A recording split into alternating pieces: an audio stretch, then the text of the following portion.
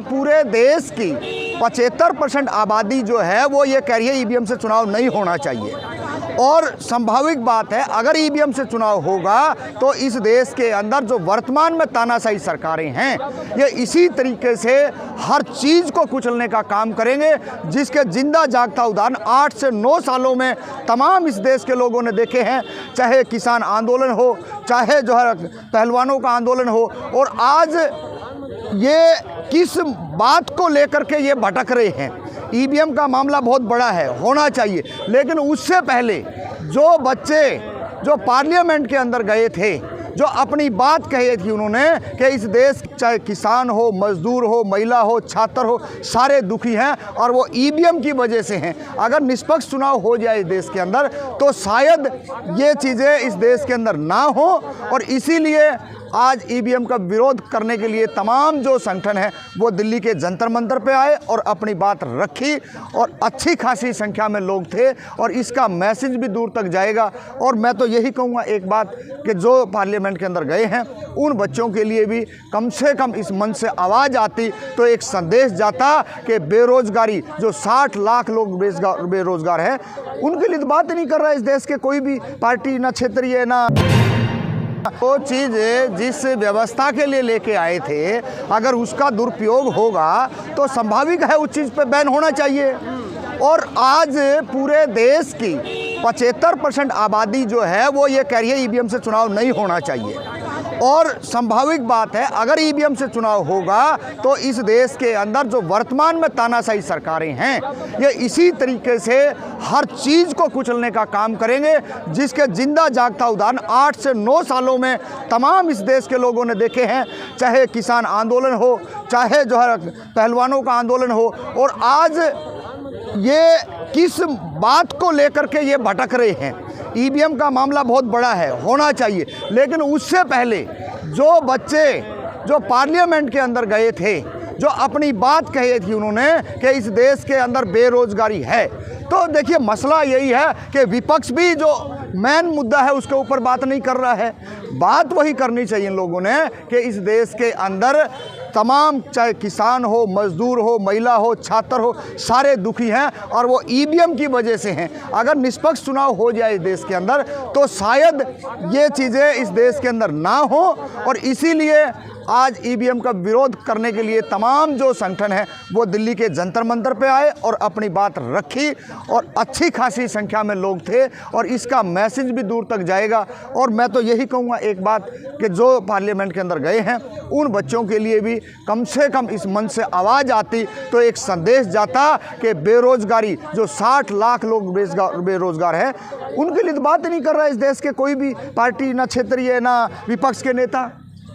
नहीं सर, सवाल तो यही होता है ना कि बात का तूल बन जाता है कि यहाँ पे बियर जाट समाज का यहाँ पे अपमान हो गया या इस समाज का अपमान हो गया, तो कैसे देखते हैं इस चीज़ को? मुद्दा तो यही बना दिया ना। देखिए मुद्दा बनाया गया है ये, और कोई भी है। कहाँ गए लोकसभा के स्पीकर है जब जाट बेटियों को कुचला गया था? यहाँ पे तमाम लोग बैठे थे और उस टाइम बार बार जहाँ खाप पंचायतें इकट्ठी हो रही थी तो हम यही कह रहे थे इसको जाटों का मत बनाइए। अगर आप जाटों का बनाओगे तो इस देश के अंदर बहुत तरीके की चीज़ें ऐसी हो जाएंगी कि और समुदाय के अंदर भी जो लोग आने वाले हैं, जो महिलाएं हैं, छात्र, वो नहीं आएंगे। लेकिन वही हुआ।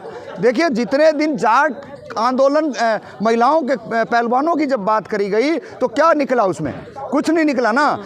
500 से 2000 लोग नहीं जुटा पाए, 1000 लोग नहीं जुटा पाए। वो जाट कह रहे थे अपने आप को, ताकतवर कह रहे थे, और आज वही पार्लियामेंट के अंदर बैठ के और ऐसी बातें कहते हैं जाट। अरे जाटों की बात अगर आपने करनी थी तो आप किसान आंदोलन में करते, बेटियों के आंदोलन में करते। अरे हरियाणा जब 2016 के अंदर जलाया गया तब आप बात करते।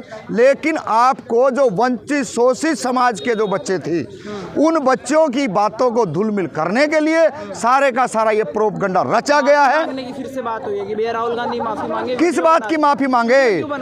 क्यों मांगे माफी? वीडियो बना रहे। बनाएंगे ना। वीडियो बनाने में कौन सी गलती कर दी है? क्या गलत है उसमें? बदनामी कर दी। कोई बदनामी नहीं करी है। ये तो इस देश के लोग अंधे गूंगे बहरे हैं। अगर वो 70% लोग अगर जग जाए ना, आरएसएस और बीजेपी का एक व्यक्ति ना बचे इस देश के अंदर, सारे पलायन कर जाए देश से। सवाल यही आ रहा है कि आपको समझना पड़ेगा। आप पार्लियामेंट में जो छात्र गए हैं उन छात्रों ने रोजगार की बात करी है। ये पूरे देश के अंदर जातीय ड्रामा बना करके, अरे वही इनका एमपी जो ये बात कर रहा है, भड़ुआ जैसे शब्दों का यूज कर रहा है, कटुआ मुल्ला जैसे शब्दों का यूज कर रहा है, उस पर एक्शन नहीं लिया।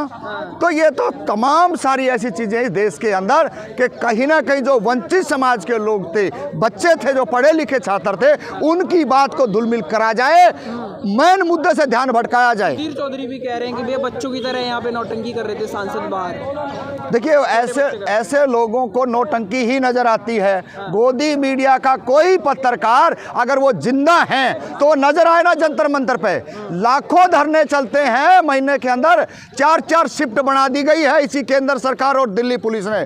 2 घंटे के अंदर क्या अपनी बात कहेगा? जो 1000 किलोमीटर से आएगा, 1200 किलोमीटर से आएगा, 5000 किलोमीटर से आएगा, उसको 2 घंटे के बाद में पीप करके और पूरी दिल्ली पुलिस उनको भगा देती है, उनको बात नहीं करने देती है। तो भैया सीधा सीधा है, देश के जवानों को, इस देश के युवाओं को पार्लियामेंट के अंदर जाना पड़ेगा, और जो पार्लियामेंट में नहीं जाएगा वो झूठे ढकोसले ड्रामे कर रहे हैं। और राकेश डकैत अपने आप को जाट नेता कह रहा है, किसान नेता कह रहा है, उसको शर्म आनी चाहिए थी। क्यों इन बच्चों के समर्थन में खड़ा हुआ? आज उसको जाट दिखाई दे रहे हैं, आज उसको कम्हारों के बच्चे, लुहारों के बच्चे, खातियों के बच्चे और वो कमेरे वर्ग के बच्चे नजर नहीं आते हैं। जाट जाट जाट रहेगा इस देश के अंदर। तमाम जो इस देश के छात्र हैं, पढ़ने लिखने वाले हैं, जाति से ऊपर उठकर आए और राकेश डकैत जैसे इन्होंने बच्चों का अगर आंदोलन कुचला है तो उन दोनों भाइयों ने कुचला है देश के अंदर। और सबके मुंह में दही जम रही है, कोई जाट आके यूं नहीं कहेगा कि ये करा है। अरे पहलवानों के धरने में वो बेटी नीलम रही तो कहाँ मर गए ये सारे के सारे बेशरम? सारे के सारे आना चाहिए था और कहना चाहिए था कि नीलम बेटी ने इतिहास रचा है और हम नीलम बेटी के साथ खड़े हैं, और राजस्थान का जो लड़का उसके साथ खड़े हैं और तमाम उनके साथ खड़े हैं। और जो इनकी पुलिस है ना, उनको कह दिया भैया हम तैयार बैठे हैं जेल में जाने के लिए, लाठी खाने के लिए, और इनकी जेलें देख भी रखी हैं।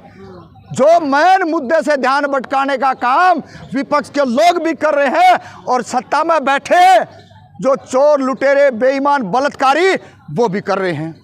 सवाल तो वही है कि लेकिन टिकैत ने तो पूरे पहलवानों का पूरा साथ दिया था। पहलवानों का साथ दिया था, ये पहलवान नहीं है क्या जो पार्लियामेंट के अंदर आया, कुचलवा दिया, तिरंगा तक नीचे धरती पर टिकवा दिया इसी राकेश डकैत ने। क्यों? आज खुल के आना चाहिए सभी लोगों को। अगर नहीं आएंगे तो जाट पिटे, गुजर पिटे, यादव पिटे, और भैया हम तो बिल्कुल पिछड़े हैं, कमार खाती नाई तेलिया, हम तो पिटते आए हैं और पिट लेंगे। लेकिन तुम बड़े चौधरी थे, तुम्हारे को हमने बता दिया कि भैया अगर हमारे साथ नहीं खड़ोगे तुम्हारा यही हाल होगा। 42 दिन जंतर मंतर में जिस तरीके से पिट के गए थे, आने वाला और समय है और पिटोगे। नहीं तो एकजुट होकर के सारे लोगों को ये जो ड्रामाबाजी देश के अंदर चल रही है, इस ड्रामाबाजी को बंद करना चाहिए, और अन्यथा सारे लोग मारे जाएंगे। लेकिन साक्षी मलिक जो है वो रो रही थी कल इलेक्शन जीत। भाई रोना पड़ेगा ना, जब ये बच्चे पार्लियामेंट में उन्हीं की बात उठाने के लिए गए थे कि गूंगी बहरी सरकार है या रेपिस्ट बलात्कारी बैठे हैं, तो साक्षी मलिक के मुंह में दही जम रही थी क्या? पहलवान का दही जम रही थी क्या? अरे कम से कम उन्होंने तो मार खाई थी, वो तो पिटे थे, कम से कम आगे आना चाहिए था। दिल्ली यूनिवर्सिटी के प्रोफेसरों के साथ क्या हो रहा है, एक बार भी उनका ट्यूट नहीं बोया। अरे कम से कम दिल्ली यूनिवर्सिटी का गेट पर वह बैठी रितु डॉक्टर, उसके समर्थन में जाते, लक्ष्मण यादव के समर्थन में कितने किसान पंचायतें बोली हैं, आना चाहिए था उनको निकल करके, लेकिन वहां नहीं बोलेंगे। ये कहां बोलेंगे? जहां इनको अपना फायदा दिखेगा, और फायदा इनको दिख गया, आज बना दिया ना। अरे बेशर्म है, कहाँ किस कुर्सी पर बैठे हो आप और जाट कह रहे हो? शर्म की बात है। इससे बड़ी बेशर्मी बीजेपी आरएसएस के लोग ये प्रोपगंडा इस देश के अंदर फैलाने का काम कर रहे हैं, और शिक्षा रोजगार पर कोई बात नहीं हो रही है। इस देश के अंदर तमाम वंचितों को, शोषितों को कुचलने का काम किया जा रहा है।